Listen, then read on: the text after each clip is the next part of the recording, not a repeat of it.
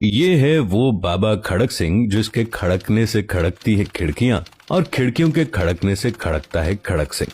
तारीख का अनपढ़ जज जस्टिस बाबा खड़क सिंह।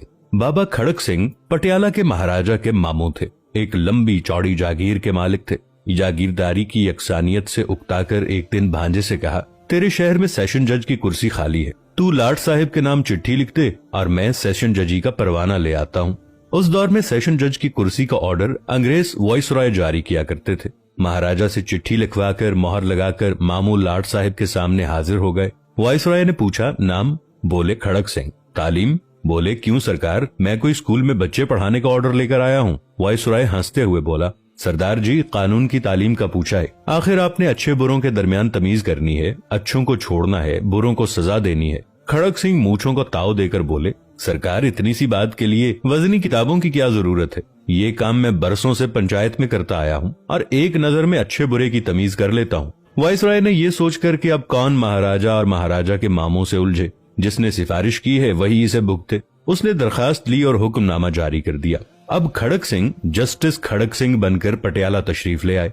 खुदा की कुदरत के पहला मुकदमा ही जस्टिस खड़क सिंह की अदालत में कत्ल का आ गया। एक तरफ 4 कातिल कटहरे में खड़े थे, दूसरी तरफ एक रोती धोती औरत सर का दुपट्टा गले में डाले खड़ी आंसू पोंछ रही थी। जस्टिस खड़क सिंह ने कुर्सी पर बैठने से पहले दोनों तरफ खड़े लोगों को अच्छी तरह से देख लिया।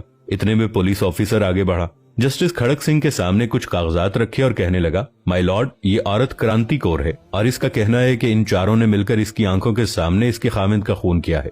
क्यों माई? जस्टिस खड़क सिंह ने पुलिस ऑफिसर की बात पूरी भी न सुनी और औरत से पूछने लगा कि कैसे मारा था। औरत बोली कि सरकार, जो दाएं तरफ खड़ा है इसके हाथ में बर्छा था, दरमियान वाला कस्सी लेकर आया था और बाकी दोनों के हाथों में लाठियां थी। ये चारों कमाद के ओट से अचानक निकले और मारामारी शुरू कर दी और इन जालिमों ने मेरे सर के ताज को जान से मार दिया। जस्टिस खड़क सिंह ने मूंछों को ताव देकर गुस्से से चारों मुलजिमों को देखा और कहा, क्यों भाई, तुमने बंदा मार दिया? ना जी ना, मेरे हाथ में बेलचा था न कई, एक मुलजिम ने कहा।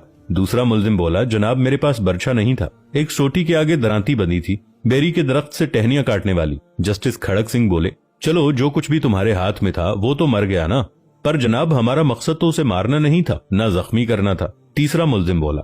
जस्टिस खड़क सिंह ने कागजों का पलंदा अपने आगे किया और फैसला लिखने ही लगे थे कि एकदम से अदालत की कुर्सी से काले कोट वाला आदमी उठकर तेजी से सामने आया और बोला, माय लॉर्ड, आप पूरी तफसील तो सुने। मेरे ये मौकिल तो सिर्फ उसे समझाने के लिए उसकी जमीन पर गए थे। वैसे भी वो जमीन अभी मरने वाले के नाम मुंतकिल भी नहीं हुई थी उसके मरे बाप से। इनके हाथों में तो सिर्फ डंडे थे, डंडे भी कहां, वो तो कमाद की फसल से तोड़े हुए गन्ने थे।